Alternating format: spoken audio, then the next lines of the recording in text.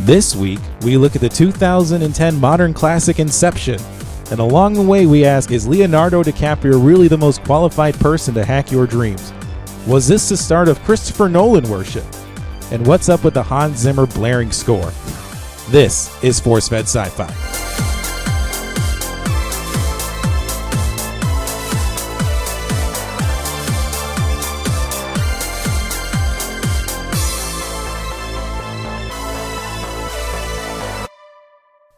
Hello, everybody, and welcome to the Force Fed Sci-Fi Movie Podcast. My name is Chris Rupp, and I am joined with my co-host, Sean Culp. Thank you, everybody, for joining us here for our very first episode where we have reviewed Inception. I think I speak for both of us, Sean, when I say we are beyond excited to talk about this movie. Oh, totally, man. I love Inception. Where did you see this in the theaters? Yeah, I did. I saw it, I believe, 3 times in all different states. Really? I did. I saw it drunk, I saw it high, and then I saw it sober. This is one of those movies where I think being in an altered state doesn't exactly help you. Dude, it changed my life each time. I remember being very excited when this movie was coming out. Yeah? I mean, Nolan was just hot off of The Dark Knight. Oh, totally. And the IMAX screens were going to be a big thing for this movie, and I was just beyond jazzed to see it come out. Beyond jazzed? Well, it looked very interesting. The marketing was spot on for this movie. Oh, yeah. Plus the all-star cast. It looked, on paper, it looked fantastic. I couldn't believe that, Leo was actually going to do something of this big, this caliber. Oh, and he lived up to it. He did. But before we get into everything, let's just give a quick plot overview of the movie. Sure. So Inception stars Leonardo DiCaprio playing a man named Dominic Cobb, who's known as kind of an extractor. So he kind of, I don't want to say kidnap, but he kind of encounters these executives and people that he's targeting while they're sleeping, and he goes into their dreams with them, and he hacks their ideas, and he goes and sells them. So he's pretty much like a corporate spy. Yeah, he steals, any information. And after a botched job, he's contracted by Ken Watanabe, who plays an executive named Saito, who asks him, can he do Inception? Yes. So instead of stealing dreams, he's now being asked if he can implant a dream in a rival executive who is played in the movie by Cillian Murphy. But there's a lot of caveats that go with performing Inception that we come to find out in the movie. Oh, yeah. This film has so many layers. It's like a dream itself. Yeah. And along the way, Cobb is dealing with regrets from his past, and he's dealing with all these personalities on his team. And we see his journey that he goes on, both his personal life and while he's performing Inception. Will they be successful? Will they be able to finish the heist? And by the way, this episode will spoil the movie for people. Totally. So I feel like any movie podcast should do a spoiler alert, even though this movie's been out for almost 9 years. And for me, the statute of limitations on spoilers is 5 years. 5 years. And I don't know if you haven't seen this movie where you've been, but this movie was everywhere. I mean, it grossed over $800 million. Yeah. We will get into that, though, once we talk about it. So, Sean, I mean, where did Nolan come up with this idea? All right. So Nolan came up with this idea in 2002. It was right after he finished directing Insomnia with Al Pacino and Robin Williams. He brought a 80-page treatment about a horror film envisioning dream stealers based on lucid dreaming. However, he pitched it to Warner Brothers, but then he decided midway that he wanted to back out. He needed more experience and time directing films with such a budget. So he went on, as we know, Nolan went on to direct The Prestige, Batman Begins, and The Dark Knight. After amassing The Dark Knight, where it grossed over $1 billion, then he felt comfortable and ready to tackle this. I remember both Batman Begins and The Prestige being on kind of really low budgets at the time. The Dark Knight, I think, was done for something like $40 to $50 million. Yeah. Oh, yeah. Because I think the studio was not convinced that a new Batman movie would not do well. No, not at all. They were like, Batman Begins, ooh, we don't know how to do this. Because they just, 97, they did the Batman and Robin, and that just flopped. It killed the franchise. Oh, that was, when I saw that when I was 6, I thought it was amazing. And then seeing it later in life, I realized that movie is doo-doo stew. It is a train wreck. Come on, Arnold Schwarzenegger running around saying these cheesy lines about freeze. Oh, I think he got something in the range of millions to actually do those lines. Oh, yeah. But so with Nolan, he started off pretty much as like almost an indie director guy, low budget type of dude. did these crazy artsy films, and then he kind of took over. And Inception, I think that's why it's brilliant, because it's kind of an artsy film, but with a huge budget. I think Inception, more than any of his other films, is kind of his baby. It is. Oh, yeah, he's been working on it. He worked on this for over 9 years before finally Warner Brothers took it in 2009. Yeah. Finally, he had some clout behind his name to where they could invest a sizable budget in a movie like this. Mm-hmm. And before we get into casting and all that, like I said, I remember the marketing, the trailers just being insane and not knowing what this movie was about. There was vague references to dreams and hijacking and a lot of imagery that just didn't really line up. Yeah. Like, I'm watching these trailers and thinking, what are they talking about? What are they going to be doing in these movies? Because this whole film is exposition. So for Inception, it was purchased in February of 2009 by Warner Brothers. It was filmed in 6 different countries. They started on June 19th in Tokyo, and then they finished in Canada on November 22nd. Canada, my man. Oh, geez. They released it on the 16th of July, 2010, and then the film ended up grossing over $800 million, including $68 million in DVD sales. Yeah, I contributed my little bit to that. For the DVD, absolutely. So we talked about briefly about casting, and we mentioned Leonardo DiCaprio and Ken Watanabe. I mean, who else is in this movie? So there is Ken Watanabe. There's our glorious Joseph Gordon-Levitt. JGL. Yes, I like this film. I always refer it to his casting and deciding if you want to put him in the Dark Knight Rises, because this was like the first before he worked with him the second time, and I don't think he disappointed. There's also Ellen Page that's in this film. Tom Hardy. Yeah, well, that's the be all and end all is Tom Hardy. We will get into Ellen Page and we'll get into Ellen Page because she is a major point of criticism in this movie and has been since it came out. There's one of Cillian Murphy, who is Nolan's fan favorite, pretty much. Tom Berenger, my bad. And then, he's a treasure. How do you not know that name, dude? I actually didn't even know who he was until I saw this movie and started looking. Really, you didn't see Platoon? No, I saw Platoon, but when I saw it, I didn't really take it in. Okay, fair enough. I just remember what's his face, just getting shot up. That is the imagery. That is the imagery. Who else is in this? There's Michael Caine. Well, yeah, he's another one of Nolan's movies. Absolutely. So we have those all-star casts. A fun fact about the role of Cobb. So Leonardo DiCaprio, before they picked him, Nolan campaigned hard for him. He always wanted to work with Leonardo DiCaprio. But they actually pitched the role to Will Smith and Brad Pitt. Will Smith kind of has this knack for passing on these really good roles. Totally. I think he did After Earth instead of this film. Well, that was a big mistake. Yeah, right? Well, I'm really glad they got DiCaprio in this because he wasn't exactly riding high when he did this movie. No. In 2006, he did The Departed, which won the Academy Award for Best Picture. And then he did Blood Diamond, which he was nominated for Best Actor. Those two are both really good movies. But he was kind of spinning around, not really doing roles that... They were good roles, but I don't know if they were good for him. He did Revolutionary Road, drama. Yeah, that movie is just rife with drama. Well, that was they wanted to bring Nicole Kidman and him back in a film. Kate Winslet, my bad. And they wanted to Titanic. Yeah, and it was a drama. They wanted to set Titanic in the 1950s, pretty much with that. And then he did Body of Lies, which was that CIA drama with Russell Crowe, which wasn't great. No. Entertaining, yeah, great, absolutely not.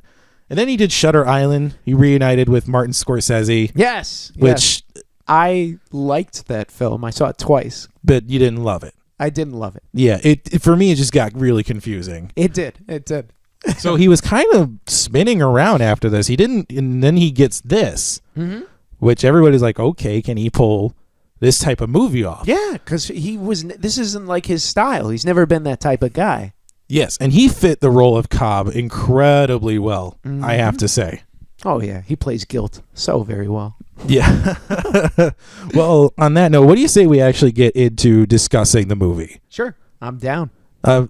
First off, I got to start with this question. What do you think Cobb did to be known as the most skilled extractor? Well, he's the most skilled, so obviously I feel like he pulled several heists where he just got so much information, made millions. I mean, you can't be the most skilled unless A, your pool in which you operate in is very small. Mhm. So unless like he's like the only one, or B, maybe he's pulled off heists that just like he cashed in.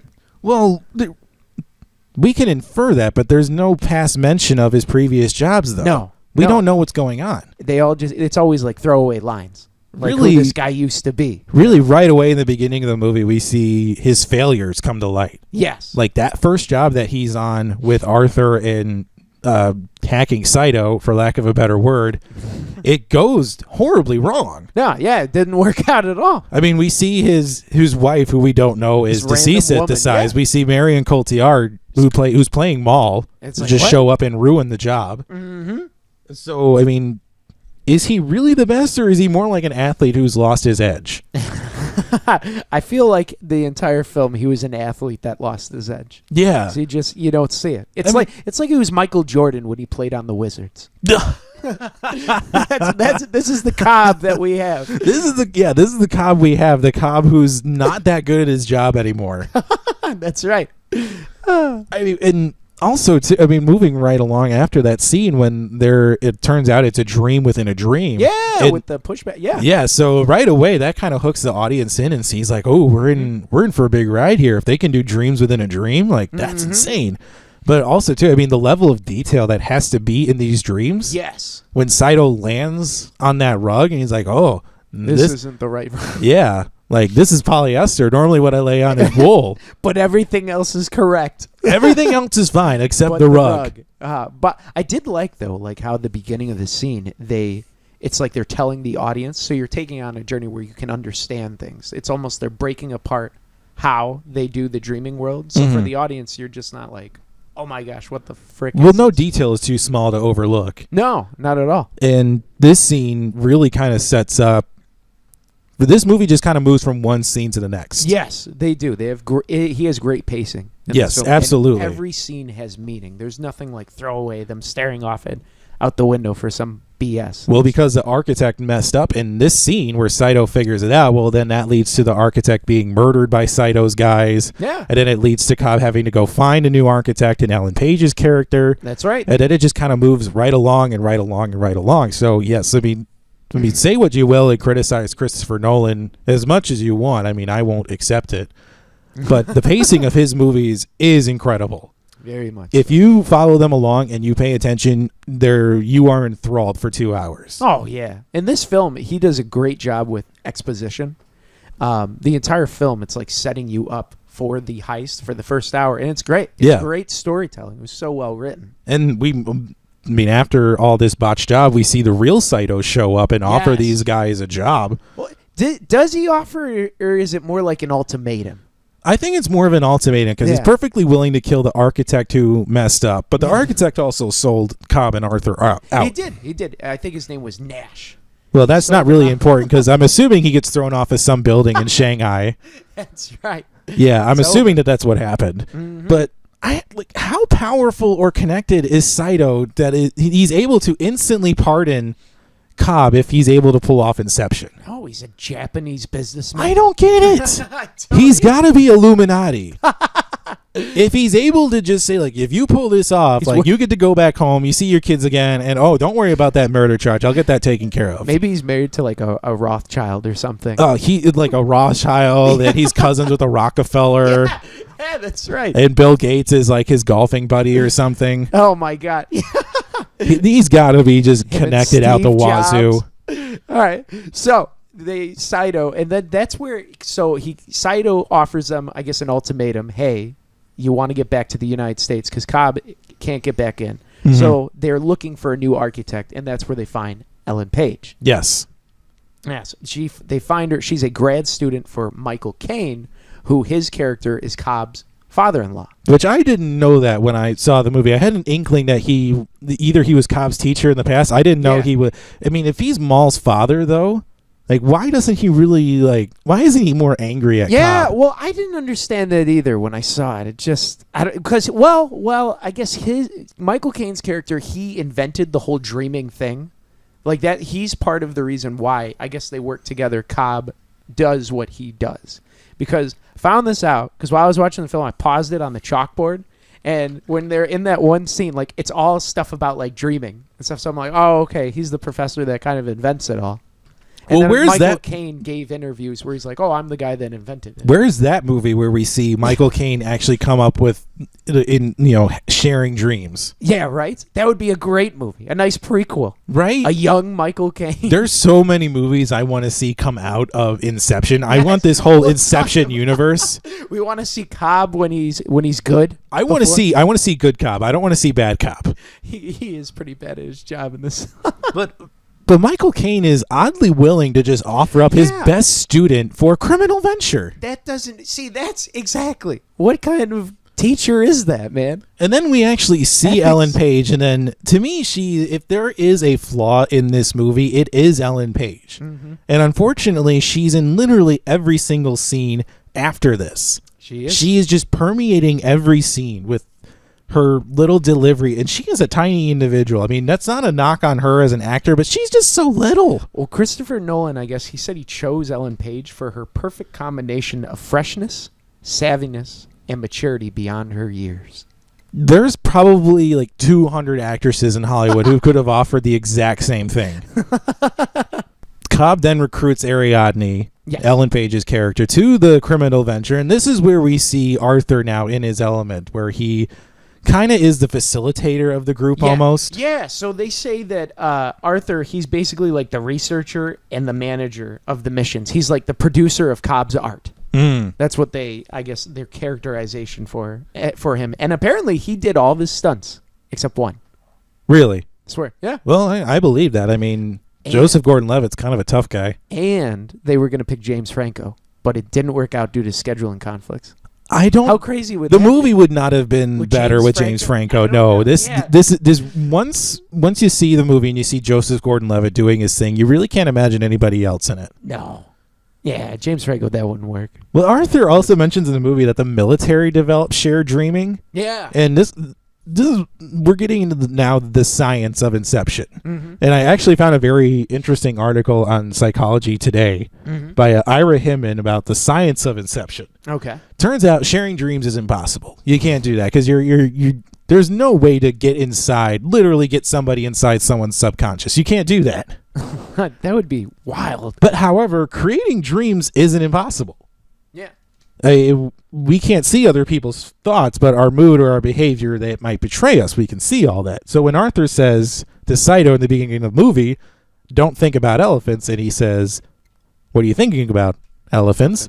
Like, this is actually what's known as the white bear effect. Or it's so they actually have it's the rebound effect. It's formulated by Daniel Wagner. Okay. So the more you're told not to think about something, you end up thinking more about it afterward.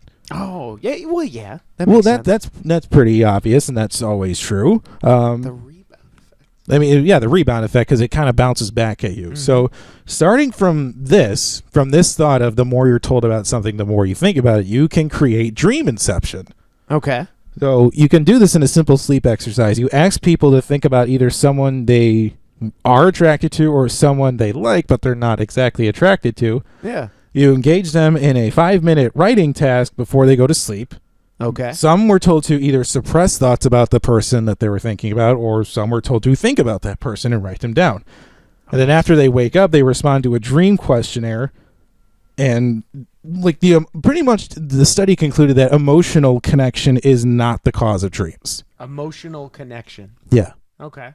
It's pretty much just whatever you are thinking about at that time. Either like you're thinking about like a basketball game, or you're thinking about driving a car at the time. There is no real emotional connection to dreams. Well, yeah, that makes sense. Whatever's on your mind. So like if you always work all the time, you have dream nightmares of your job. I have that all the time. Oh, in my previous life as a barista, I still have nightmares about making lattes all day long. You still dream about making lattes? I still do. I haven't done that job in over 2 years, and I still think about making lattes and frappuccinos. That is terrible. I'm a server, and I always have it's got to be at least like three days a week It's where I'll just automatic have because I'm still even nightmares. making the movements of steaming the milk and pulling the espresso shots. Oh my God. I can see it all in my mind sometimes.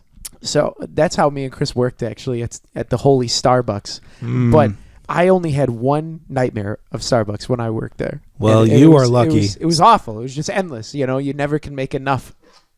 God, those are the worst. Well, I mean, you're lucky. You just are.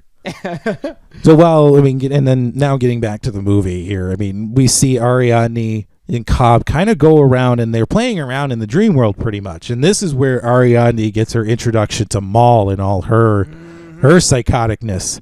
Or I guess it's more Cobb's manifestation of her psychoticness. Yeah, because she's like what they call a man eater. That's what Christopher Nolan coined her character. She's a man eater. Well, I prefer femme fatale. Yeah, femme She fatale. is a femme fatale in this movie. She is. I mean, but I have to ask, I mean, do you root more for Maul or do you root more for Ariadne in this movie? Oh, definitely. It's I don't know. I feel like for Ariadne, she's the good character, so you want them to be successful. But with Maul, it's like her character is so tragic. It's like you feel so many emotions about her. It's like you almost want him to kill her, like give her up. Ariadne's very doe-eyed in the movie. She's very naive as to what is actually going on. Yeah. But then Maul isn't.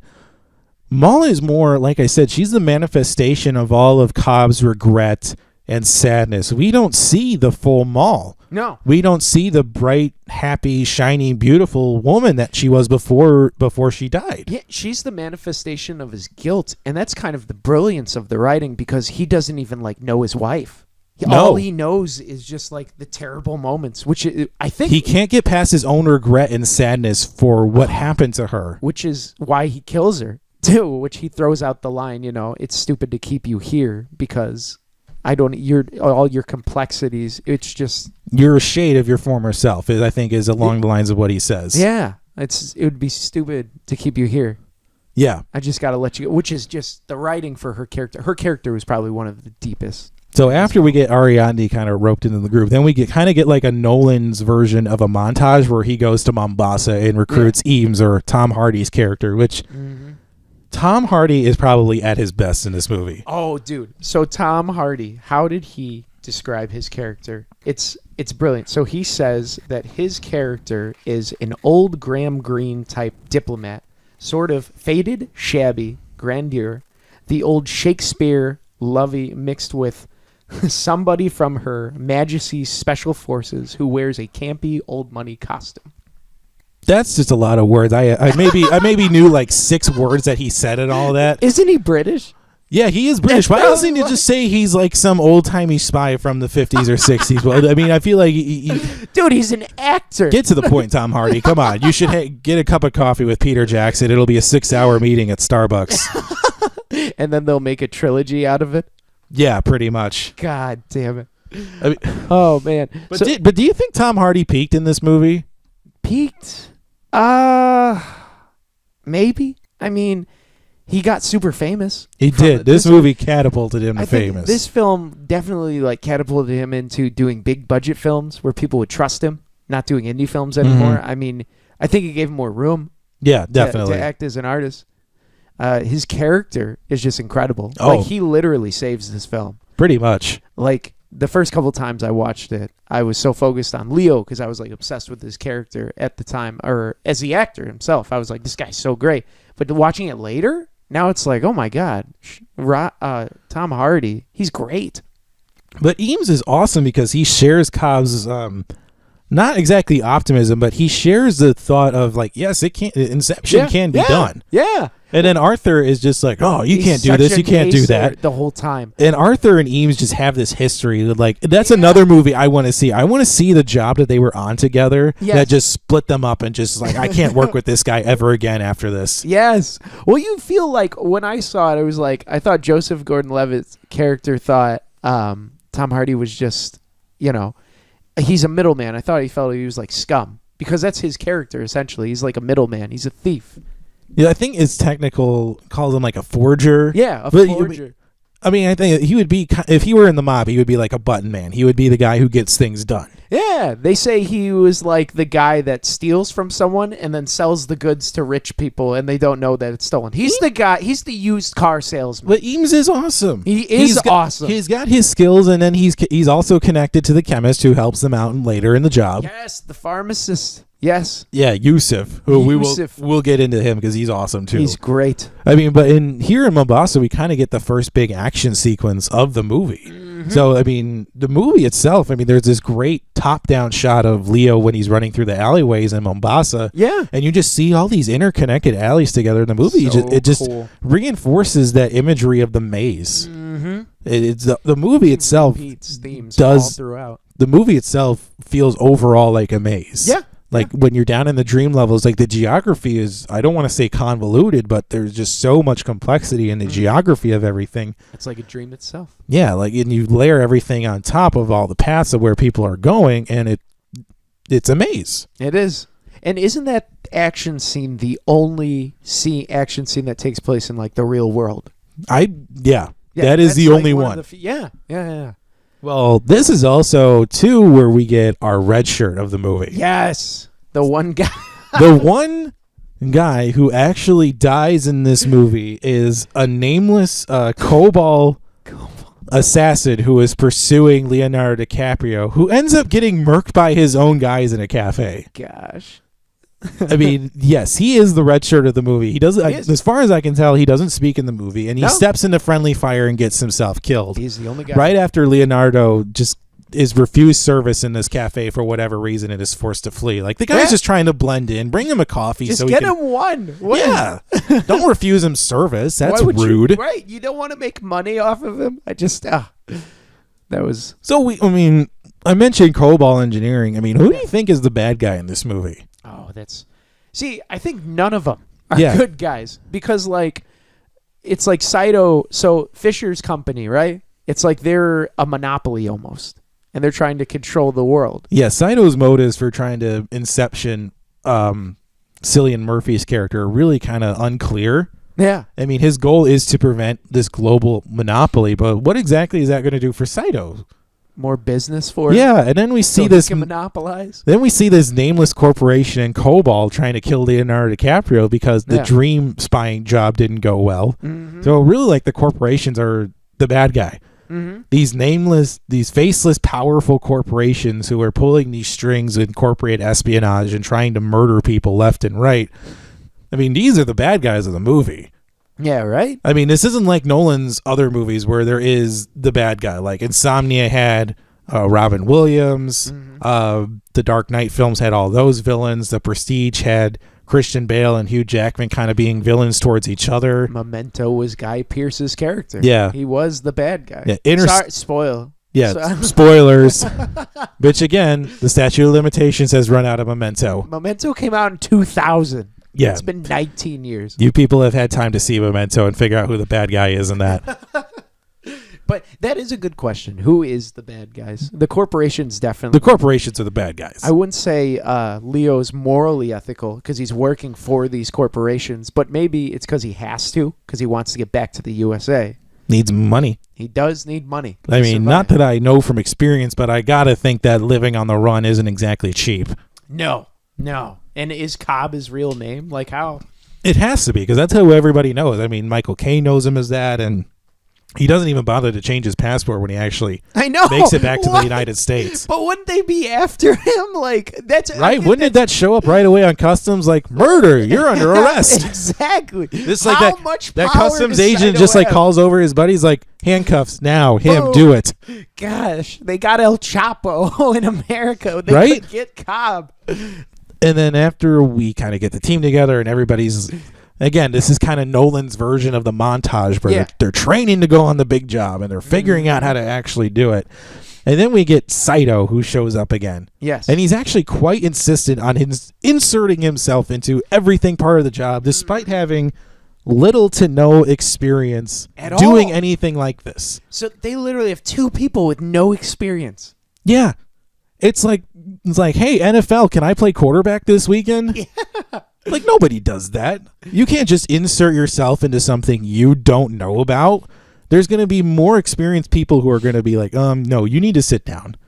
Well, I guess if he's kind of the money behind everything. He is. Because he has that great line, I bought the airline. Like, okay, that's kind of a badass line. That is. I own it. Yeah. I can do anything I want. But while they're training for this job, I mean, when they're all doing this in the real world, we see Tom Hardy kind of infiltrate Tom Berenger's inner circle, and he's supposed to be like the top lawyer for like Robert Fisher. Yeah, well, Tom Berenger, he's supposed to play the father figure for Fisher. Yes. He's the only I guess he calls him like Uncle Tom or Uncle Peter. Uncle Peter through the film, but because the Fisher's dad, so the relationship between them the entire film is like it's strained. He has everything materialistically, but except the emotion. It's very complicated, their relationship, because they're trying to do Inception the idea into Cillian Murphy that my father doesn't want me to be like him. Yeah. Which I think is true of a lot of father figures. Oh, totally. I mean, you want your sons to grow up to be better than you. You don't want them to be carbon copies of you because, you may have lived a life of regret, or you have become an angry person, or you're working a dead-end job. I mean, you don't want your son to turn out to be exactly like you. You want your son to be better. Yeah. Which is true. I mean, and Robert Fisher's father is played by the late great Pete Postlethwaite. Yeah, he's so good. Yeah, he's good in every movie he's in. Oh my gosh, he's one of those bit characters that whenever you insert him, he's just incredible. He was that guy. He was that guy for like 30 years, and unfortunately, he passed away. He did. If you want to see a good film that he's in, watch The Town. Yes, he plays the mob boss in that who tries to go after Ben Affleck, and that works out for him so well. Go see The Town, people. Go see The Town. Should we talk about the idea of Inception? What inceptioning someone is? Yes. I'm going to Inception you. I feel like that really became a meme after this movie. Let's Inception you. I wish it would have, but I feel like with social media, it just wasn't at like it is nowadays. Like if this film came out today, if it came out in the Twitter and when Twitter was in its heyday, like people would just be tweeting about, what do you think this dream means? What do you think that means? Like, what would your dreams look like? Right? Oh, because you can control your dreams in some elements. But Inception. How do Inception someone? Well, we already talked about it with the rebound effect. You can do dream inception, but I mean, it's really hard to trace the genesis of an idea. It is. You can't. Yes. There is that line of you can't fake inspiration. Yeah, that's true. Not even the greatest actors. Exactly. So they're trying to Inception that into his dad, into Fisher, and they are successful. We'll see if they are. That we don't get a sequel for this. But during this training montage, one of the better scenes to me in the movie is when Ariadne discovers Cobb is going under on his own. Yeah. When he's and then they're just like, "What is this? Yeah, what's this shady thing that you're doing? Are you an addict?" Yeah, this is definitely addict behavior on his part because besides the fact that he's aided by chemicals to go under and relive his dreams. Yeah. And he even says like, "Oh, I need to change these memories." Like, you can't do that. No. This is something that you have to carry with you, like your regret and your anger and your sadness towards how things turn out. This is something that you have to carry. Yeah. But you need to be able to process it and deal with it. Yeah, and deal with it, not go back to your memories all the time and say, "Oh, these were happier times with me and my wife." Like, deal with it. We've all dealt with sadness and loss before, but let it go, man. Do your best to at least let it go. He's doing it in secret. He's aided by chemicals. It's not good. It's not healthy for him to be doing this. And I feel like he's just like recreating Maul, making her character more and more depressed. Yeah, it's feeding into his sadness and regret, which in turn is making her stronger. Yeah, and manifesting herself in his other jobs. Mm-hmm. Which again, going back to the point that Leonardo DiCaprio not being as good as his job in this movie as he thinks he is. He's so lousy. I did like how they created his dreams like in the elevator. Mm-hmm. That was kind of brilliant to me, at least when I saw it. I'm like, they're like controlled in these little segments. Yeah, there was a lot of cool little touches in this movie that were they're too numerous to mention. We'll be here for days talking about all these cool little touches. So they go in. Yes, we finally get to the big job. Yes. And I thought it was a nice little touch. If it started, apparently they're in Yusuf's dream. Yeah. And it's a nice little touch. We see it raining. Apparently Yusuf has to pee, and it's just raining everywhere. I mean, Tom Hardy has that great line: "Too much free champagne." Yeah. Well, they actually talked about with dream scientists, I guess, in the real world. They said what they liked about Nolan's film is he incorporated actual real elements to people how they dream in real life. Mm-hmm. Like if you have to pee, sometimes you feel yourself on water, or if you literally get submerged in water, those elements seep into your dreams. Yeah. They did real research about this, which is kind of cool. Well, yeah, it definitely strengthens The film, the movie the itself. concept. Yeah, absolutely. I mean, and then the job just starts off strong. Yes. Like that freight train just comes Oh. through, and then we get Fisher's militarization projections that come in, which I have to ask, what is the process of militarizing someone's subconscious? How do you do that? That's incredible. I mean, because I would sign up for that. Militarize your subconscious. I mean, what training did he go under? This has to be this has to be a niche industry, just like extractors are. It has to be. Because how do you do that? Are you doing lucid dreaming where you're dreaming about like fighting in a war, or you're in a Muay Thai fight or something? That would be crazy. That they should do research on like soldiers. Yeah, like how they dream. Maybe that's how. The mind is boggled about trying to figure out the complexities of militarizing a subconscious. Indeed, I would love to see that film. And then the job right away kind of goes sideways with Saito getting shot. Mm-hmm. I mean, and then it's like, oh well, we'll just wake him up by shooting him in the head. Like, no, the sedation. No. Like, wouldn't you think the sedation would be something that Cobb discloses before the job starts? Like, what? I mean, these people have to know what they're getting into with this sedation. How much money are they paying them? Well, Cobb is giving up his share. I know. And so it's almost like he's not expecting to make it out of this job, or he just is expecting that it's going to go wrong and he's going to get arrested when they land. It's all or nothing, man. Yeah, he's like, well, like, how much of a share did he promise you? Like, no, his whole share. He gave me all his money. Yeah. It's like, dang, dude, like, do you really not think you're going to make it out of here? Wow. I mean, I have to think that Cobb somewhere in his mind is just not optimistic that the job is going to go well by giving Yusuf his share.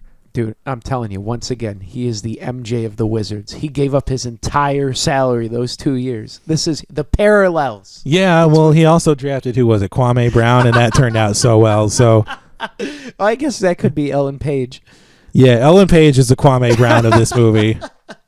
So she's a number one draft pick who did not pan out and just washed out after 3 years. So the train in the beginning part of the job is definitely symbolic of Maul. Yes. And do you think Maul was complicit in Cobb's life as an extractor before things went south on him? Before they went south on him? She had to have known what he was doing or where he was getting his money. I can't I feel like they both were in it together. Like they both would enjoy the dreaming together. Yes. And we see that section of the movie where they did enjoy the dreaming, where they were something in a dream for something like 50 years. Yeah. Just building and recreating things that they wanted to do. Which is insane. So she had to have had an idea of what he was doing. Mm-hmm. Like, there's no way. Totally. Like, and it's true with mob wives, too. They know what their husbands are doing, but they just know better not to ask. I feel like maybe she took part in it.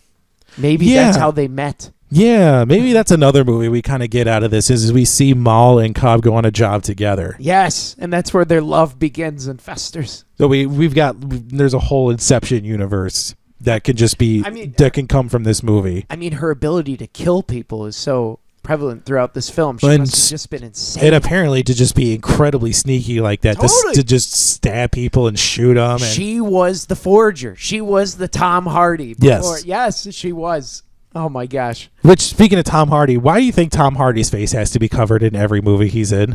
I think he puts that bag on his head, and his face is just covered in so many of the movies he's in. That's like asking why does Samuel L. Jackson always pick weird hair pieces every film? Well, considering he's bald in real life, maybe he's just wishing for better days. Maybe Tom Hardy's that's his thing, man. He just likes covering his face with bags. Yeah. So we get the first part of the job. We get the initial dream, and then we go to the dream within a dream. Yes. Where we have Mr. Charles and the Stein job. Mm-hmm. So I feel like this is vintage Cobb. Yes. This is where we finally see Leonardo DiCaprio be good at his job. Mm-hmm. We see him be able to separate Fisher from his security.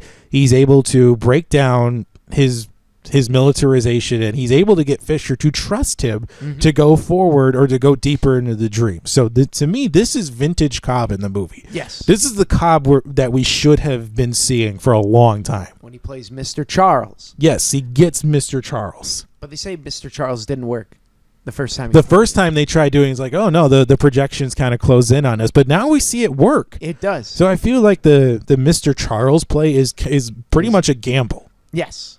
Well, that's his whole it's the flea flicker in football. Yeah, that's like right. it's either a big. They always say this on TV too. It's either a big play or a boo boo. Yeah, that's right.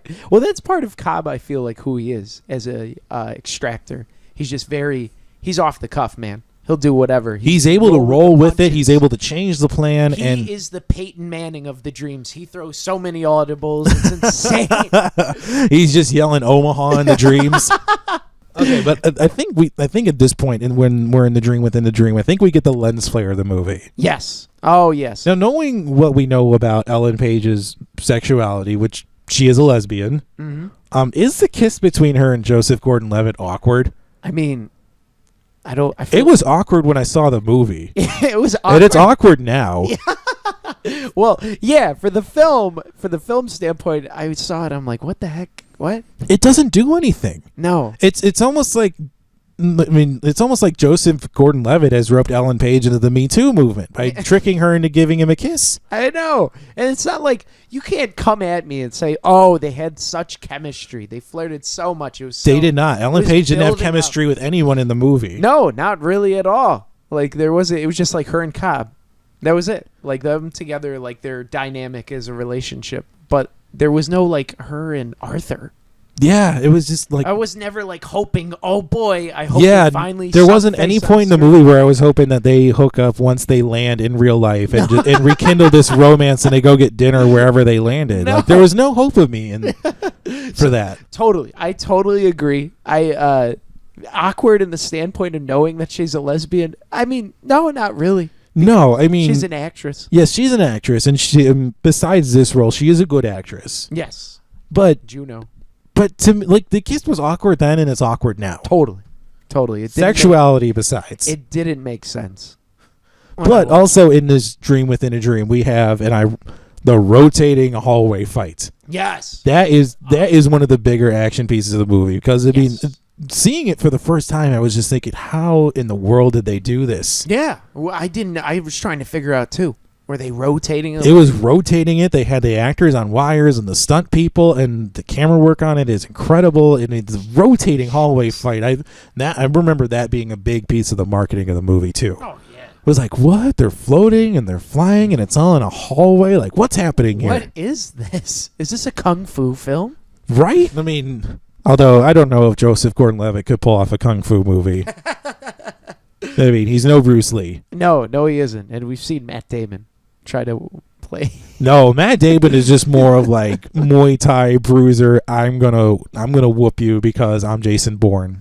That's Matt Damon's fighting style there. It is so true. His brutality, very much like Tom Hardy's character. Yes, he's just bam. Which is a good segue for we finally get to the third dream level, the dream within a dream within a dream. That big mountaintop fight, which is a montage influenced by a James Bond film. Yes, it's actually one of my favorite James Bond films. Yes, it's called On Her Majesty's Secret Service, starring George Lazenby in his only appearance as James Bond because he pretty much just wanted the role for fame and fortune. Cash.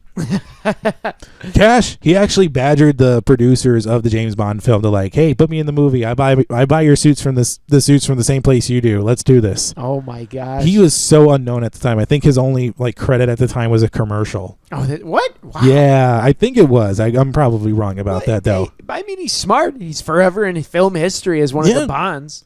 But this scene in general, I think, was Nolan's audition to direct a future James Bond film, which I still do not know why he hasn't been asked to do a Bond film yet. A Bond film? Christopher Nolan Bond film? That would be the most epic Bond film ever made. It's already it would already be $1 billion grossing movie if Christopher Nolan attaches his name to a James Bond film. I'm trying to wrap my mind around like what themes he would even talk about.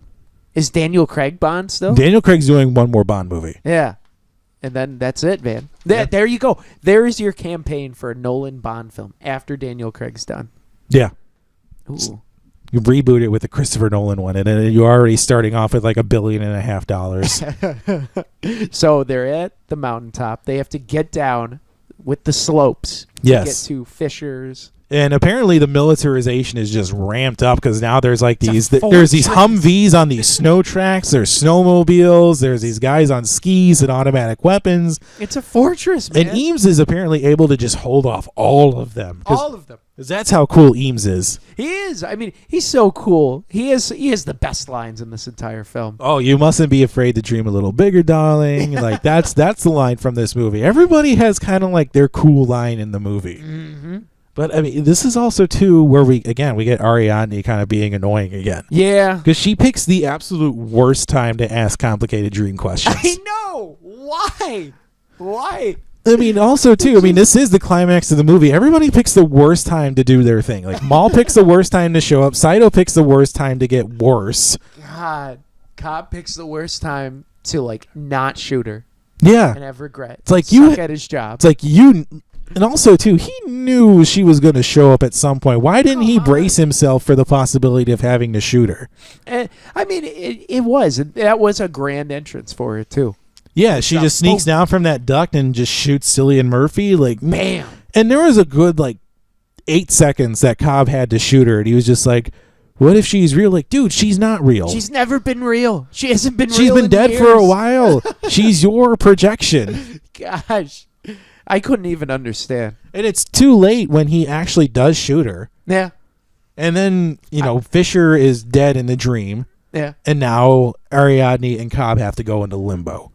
Yes. It's known as the unconstructed, just infinite subconscious of whatever is left over from a previous dream. Yeah. Which in this case is Maul and Cobb's dream that they were hanging out in for 50 years in Dreamtime. They literally lived a life in this dream. A full life. Like they built buildings, everything. They were old. Mm-hmm.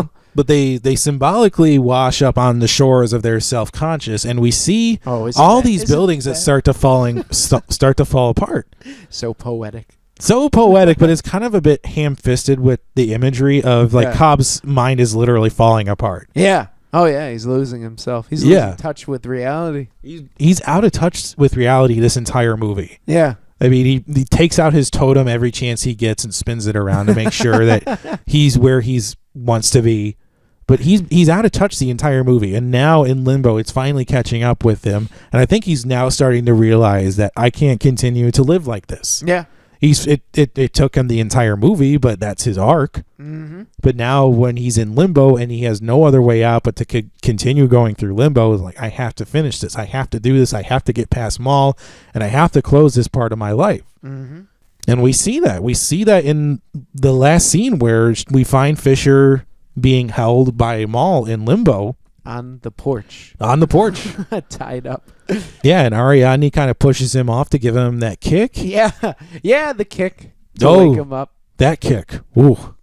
We'll get into that in a second. I want to finish. The kicks. Yeah, I want to finish talking about Limbo, though. Yes. Limbo's so much fun. I wanted to go to Limbo. I was like, dude, if I could go somewhere, create life, that would be it. Limbo. And also, too, like I said, we see Cobb finally let go of Maul. And you mentioned it earlier, like, you are just a shade of your former self. You don't have the complexities of my wife. You're just a shade. Oh, it was one of my favorite parts of the film. Oh, yeah, absolutely. Great line. It was great. And we see his arc really just kind of finish here. That was the nice bow on his character. But then we get all the kicks, which I have to say, the editing in all those, tremendous. It's incredible. Oh, this film I think won an award for editing. Well, we'll get to that though. Oh, totally. I mean, it was great. Like we've talked about, the pacing, the editing, the CGI, it was all tremendous. The whole crazy plan worked. It did. They had to change so many things on the fly.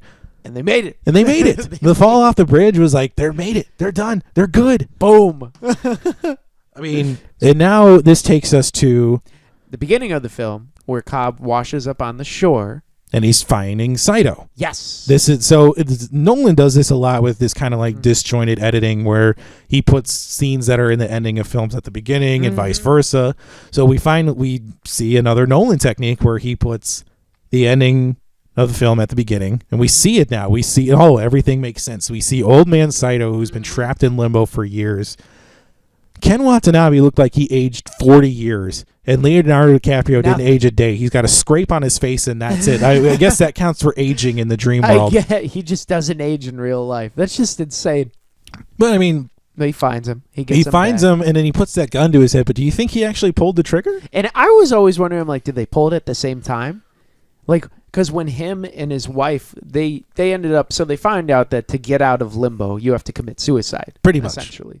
And so him and his wife, Maul, they end up getting run over by the train. Yes. Which is why the train appears in the prior dream. Mm-hmm. And so I was always wondering, I'm like, do they have to kill themselves by themselves one at a time, or is it a together thing? I would think it would have to be a together thing. So they have to time shooting each other at the same time? Well, because also, too, remember when Maul was trying to, like, get Cobb to go to Dreamworld, they were going to kill themselves together. Mm-hmm. And she had timed it out perfectly. She was on one side of the alley from the hotel. He was on the other. Like, no, we have to jump together. It's like, but I'm just like, dude, Saito's old, man. Yeah. What if he misses? He's got the shit. You don't know if he has. You don't know if he has Parkinson's or something. He's got dream Parkinson's. Dude, yeah, I was thinking that while watching the film. Like, what if he has Parkinson's and he misses? What if he misses himself in the temple? Oh crap! Oh geez, I hit the ceiling. I guess I got to try again. Yeah, right. No, but Cobb's dead. But it seemed like it worked. It did. They conveniently awoken just 10 minutes prior to. Yeah, which again, Saito makes that one phone call to Illuminati headquarters, and Cobb is pardoned forever for any wrongdoings. Nothing. They just they pull up his sheet and they're like, all right. Yeah, and he makes it to customs, which again, he didn't bother to change his passport name, and he's allowed to just enter back in, and Michael Caine is waiting there for him. He's just waiting for him. Like, and we take him back, and we finally see these kids. Yes. Throughout the entire movie, these kids have just been these faceless kids. Dude, have just been hanging over everybody. Every level, they showed up. Yes. On the sidewalk in the rain, at the hotel. These kids were everywhere. Everywhere, man. I'm like, just turn around. I want to see your face. It's getting annoying to the point where I'm tired of seeing it. But we see Cobb at his kitchen table. He takes out his totem and he starts spinning it around, and he doesn't look at it, but he runs off to hang out with his kids, and we don't see the totem fall. No. Thereby showing the audience that he's back in the real world. Yeah, and him walking away from it is like the symbology of he's letting go of the past. As an audience, do we really need to see that top fall over? I guess for people that really like closure. Yeah. And like need it. But we don't need closure in this. No. I mean, seeing Cobb embrace his kids and be happy and to be home, I think that's enough for the audience. That's the payoff of the movie. Yes. Except for the toxic fandom. That's where the toxic fandom of the film comes. Oh, that's where it really came in. Controversial ending. People were just roasting Nolan for the ending because, like, oh, you should, like, no, let it fall. Like, no, like sometimes it's better for your own mind to make up an ending for yourself. Yeah. If it's better in your mind that the top didn't fall over and Cobb's still stuck in Dreamworld, who cares? Oh yeah. He's happy. He's with his kids, and if the top did fall over, who cares? He's back in the real world. He's with these kids, and he's happy. Either way, regardless of how the top goes, Cobb is still happy, and he's still with his kids, and he's home. Exactly. But also, too, Michael Caine kind of ruined that for people. He did. So Michael Caine, because like we talked about, people roasted Nolan for it. But Michael Caine said, no, he's in real world because I'm there. Yeah. And I'm never in his dreams. Yeah, so, Michael Caine had to go and ruin it for everybody. And I think he said the child actors were older too, because they did that. So crazy. Do you want to talk about totems? Yes. For a little bit? Yeah, let's talk about totems. What would you think your totem would be? My totem, I'm pretty sure it would be a chess piece because I love chess. So it would probably be a queen chess piece. Seriously. Well, if you feel it on the inside, you got to express it on the outside, right? That's right, baby. Woo! Spring break. What would yours be? I think I would just have to go with that loaded die. The loaded die? Yeah. All right. I'd take a page out of Arthur's book. Yeah. But honestly, I want to see Eames's totem. Oh, that's right. We don't see Eames's totem. We don't see Eames. We see Ariadne's, that chess piece that gets toppled over. We see Arthur's dice, and we see Cobb's top. We don't see anybody else's totems. That's right. Which to me is just like, well, how do they know? Does Saito have a totem? No. Apparently his totem is like death. Or his totem could be money. He is so aware. He has his Illuminati membership keychain. That's right. That's his totem. He's seen too much of the world, so he doesn't know. He doesn't care. It's like, I don't need a totem. I'm Ken Watanabe. Reality is whatever I make it to be. Exactly. I have enough money to make reality be whatever I want to be. Oh, my gosh. And the pharmacist, he deals with drugs, so Yeah. I'm sure he's out of it. He's probably got a hypodermic needle as his totem. Stabbing himself. Dang it. It's not going in. I guess I'm in the dream world. Oh, it went in and it's painful. I'm back in real life. Oh, you know what Toxic Fandom talked about?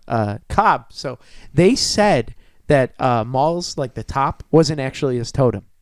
They said that his totem was actually his wedding ring. Ooh. Because they say whenever you watch the film and whenever he's in the dream world, he's wearing his wedding ring. But when he's outside of the dream world, reality, he's not wearing it. Because I guess when he gives his passport, he's not wearing his wedding ring. Oh, So they're like, okay. They're like, that's the truth. He just spins the top because he likes tops. Or Apparently. because he wants to, like, He think likes about kids' his games. life. Yeah, right. All right, so we've come to the end of the movie. Now I think we can get into post-production for a little bit. So Sure. let's talk about a little bit for that Hans Zimmer score. That Blair. This really kind of started the whole that blaring score that we see in so many movies now. That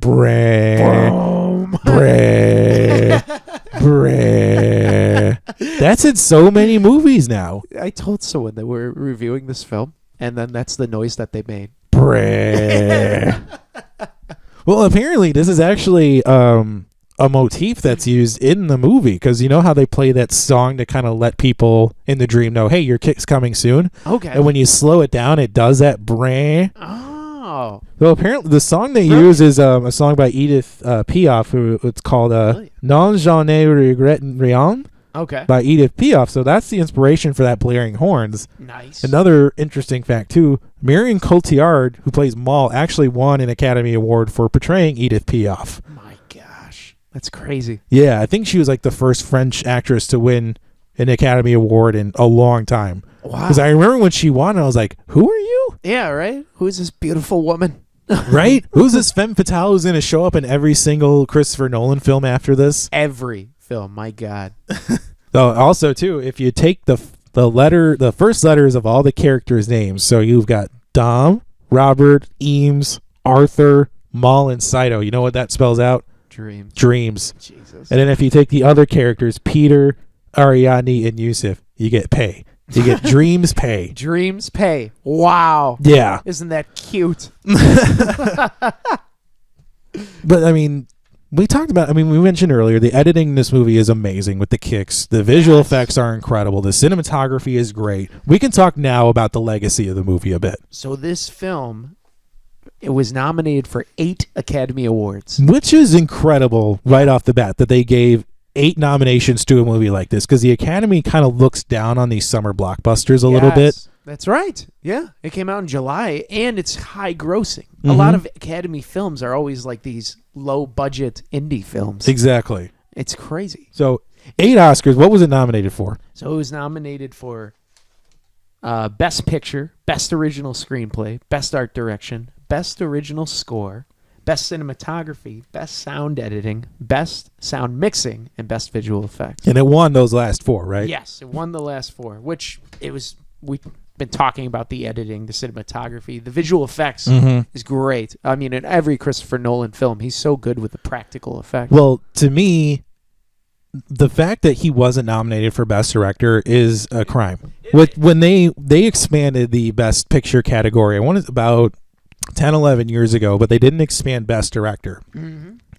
To me, if you're going to do that, if you're going to expand one category, then you should expand the other ones. Because if you do a Best Picture and you're not nominated as Best Director, that's kind of like a screw you. Yeah. Because their film, it's the guy that freaking wrote it. Yeah, and Christopher Nolan has done so many great movies. His first Best Director nomination was for Dunkirk. Yeah. Isn't that crazy? That's insane. And Dunkirk is an amazing movie. Don't get me wrong with that. But he's done other amazing movies too. And to kind of be snubbed, for lack of a better word, for so long is crazy. It is.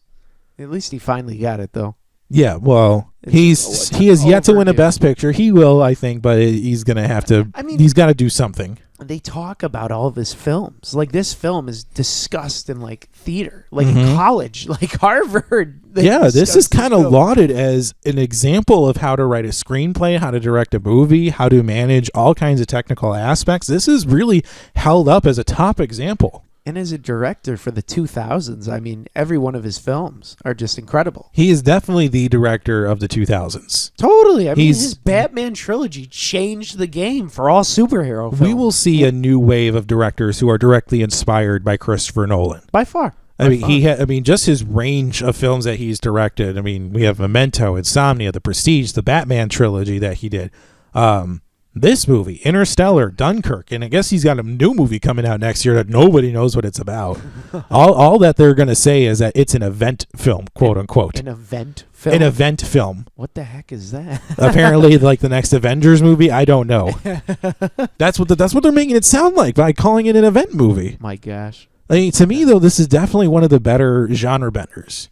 You've got science fiction elements, which is why it's on our show. Mm-hmm. You have heist elements. And you've got noir. You've got the femme fatale. You have the settings to it and everything. And it's consistently ranked as one of the best or most influential films of all time. Mm-hmm. Already. I mean, to me, though, I think it may be a bit premature to make those arguments, though. Yeah. I mean, it's not even been out for 9 years. Yeah, it's not even a decade. Yeah. So, what would you say? 20 years? I would say, 20 years is a good kind of place to start reviewing movies like that. Yeah. I mean, because now, this movie wasn't it didn't start any like instant phenomenon like Jaws did by creating the summer blockbuster genre. But it definitely got the conversation going of, well, where does this stand in Christopher Nolan's legacy? Mm-hmm. And where does this stand in general in terms of summer blockbusters? Because it did come out in July. At the time, it was a very original movie, which is a lot of what audiences are kind of craving nowadays, these newer original concepts with, these classic, well-known directors. Yeah. A lot of people want these movies. And it was, I think it was part of like the whole genre bending, because he definitely, I wouldn't say it was one of the first, but it was one of the most like, it's one of the most well-known genre benders, period. Yeah, I mean, it grossed over 800 million, so I would think that kind of jumped for like people that want to have big budget films that bend the genre. Well, the sci-fi category itself is just ripe for having genre bender films. Oh, totally. There's so much. There's so many. It definitely it's paved way for like a sci-fi comedy, sci-fi. Well, also, I mean, Christopher Nolan has also expressed interest in kind of expanding the Inception universe. Not exactly really making a sequel, but doing a video game sequel. Oh, that's rad. Which I think would be interesting. Like, if we get a Red Dead Redemption 2 style game set in the Inception world, I think that could be a good game. Yeah. There really isn't. Is there any games out like Inception where you can just like manifest whatever you want? Well, I mean, there's like Sim City and The Sims. Like there's Minecraft. There's Minecraft, but I think that's more just like, I'm going to build a castle just to do it. Yeah. Well, couldn't you do that though with Inception too? I feel like if you were going to do an Inception video game, it has to be somewhat story based. Yeah. And you have to create something. Because if it's like wide worlds and you just start bending everything, then it's like Grand Theft Auto. You're just going to be attacked by a bunch of like you kill enough in the cops. You put in a cheat code and just everybody starts attacking you with baseball bats. Right? Oh my gosh. I mean, I would play the hell out of that video game. I mean, if we get a Red Dead Redemption style video game based on the Inception universe, I would take the week off of work and just spend all my time playing that game. My God. I mean, but this movie, it was an instant phenomenon. It was being parodied everywhere. I mean, even South Park did a parody episode about Inception. It's true. And now there's just all these throwaway lines in sitcoms about not wanting to be Inception or did you see that movie? I think musicians have made some songs about it, like B.O.B. He made this album, Strange Clouds. Oh, geez. He geez. said that was based off of Inception. Of course it was. So many. I mean, I think we've talked enough about the movie. What do you say we rate the movie? I'm down. All right, so on our show, we have kind of a 4-tiered rating system. We have our first level is would not watch. Yes. Our second level is would watch. Third level is would own. Mm-hmm. And our third and I don't want to say most prestigious. Our final level is would host viewing parties. Would host a viewing party. Yeah. I mean, for me, I really enjoyed this movie, and I enjoy it every single time I watch it. However, I think the dream levels are what would throw people off. Yeah. Oh, yeah. Because I mean, even when I saw it for the first time, I was like, okay, it's a dream within a dream within a dream. Like where are they? Like, what's going on these levels? Like, how do they wind up in limbo? What's going on? So I feel like that would definitely throw off first-time viewers of the movie because it threw me off. Oh, totally. It's definitely a film you have to watch more than once. However, this is very approachable sci-fi. It is. It gets you kind of thinking like, well, what are other movies like this where there are like these alternate reality type movies? And that's definitely what this is. I mean, even though it is taking place in a dream, like reality is what you make it in your dream. Oh, there you go.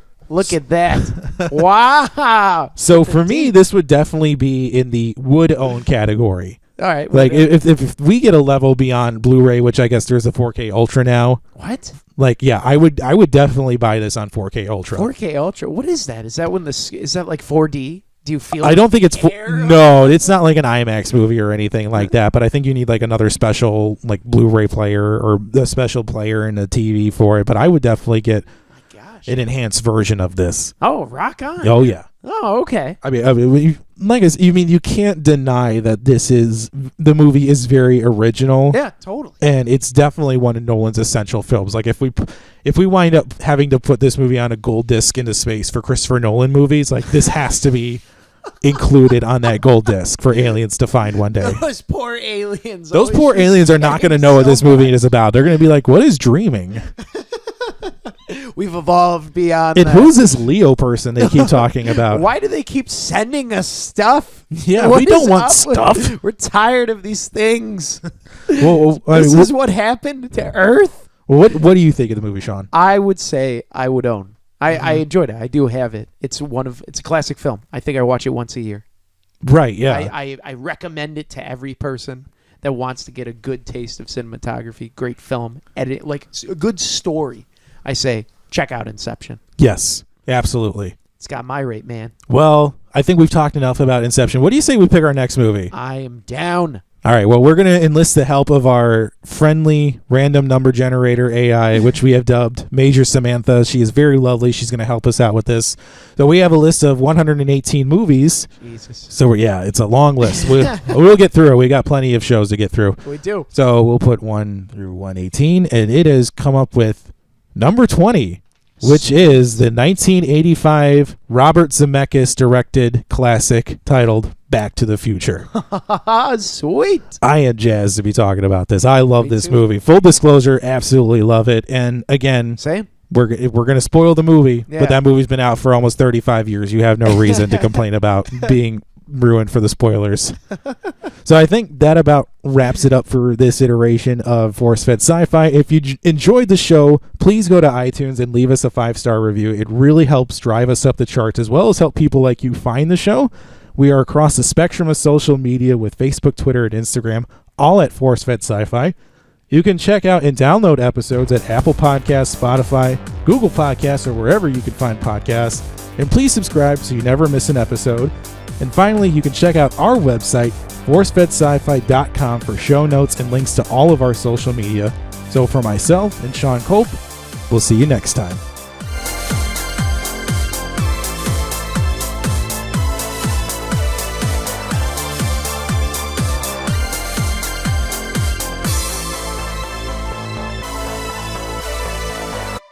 Force Fed Sci-Fi is written and hosted by Sean Culp and Chris Rupp. Website design and associate producer is Jeremy Keski. Artwork designed by Mike Berger. Theme music composed and performed by Custom Anthem.